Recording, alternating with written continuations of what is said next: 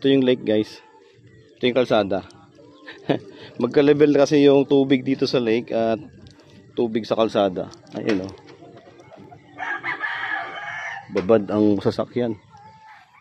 May covered court yan.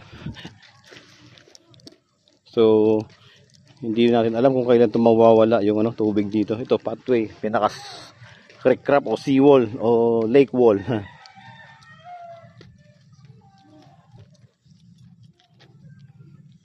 Yan. Ito yung Laguna Lake or Cardona. Siyempre sa Cardona tayo. Cardona Lake guys. Ayan. So siguro maganda nito, itaas nila yung level ng ng tubig kasi bundok na to. Lahat ng tubig na lumalabas dyan, hindi na rin makakalabas kasi may recrop dito. At same sila ng level ng tubig dito. Kaya yan, nahirapan. So kasama din pa sa flood control? Joke. Ayun. Ayun. Ayos to.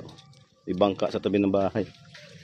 Ate, ang kalsadang naging ilog, ano? Hindi kita maalok rin ng tinapay. Sige lang po. Nilipat ko ang aking Makituloy na lang. Saan nyo ililipat?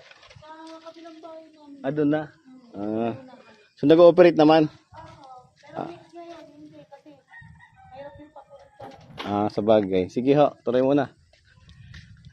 Ayan mga idol. So isang client namin na ang business ay bakery. So hindi siya magiging effective dito. Kasi nga hindi mo mahakot yung mga paninda mo. Pathway ang dadaanan mo. Diba? Ito ang ganda ng formation ng dito. Oh, kambing baka mahulog. Ayan. May kambing dun guys oh. Yun oh, kambing oh. Grabe no. Ang kambing magtataka ka kahit dyan sa may na yun. Nakakatungtungin dyan eh. Ayun dami oh.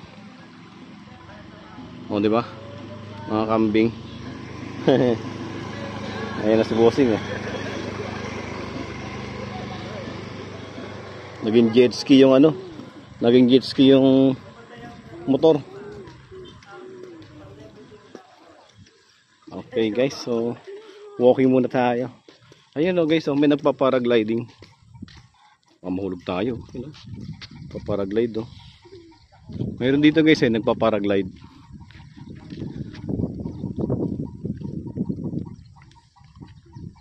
Nakita niyo yun guys.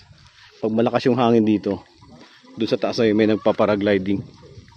So galing yan sa may sikatan. Sa yan guys, yung kabila nito ay mahabang parang na. Tama ba?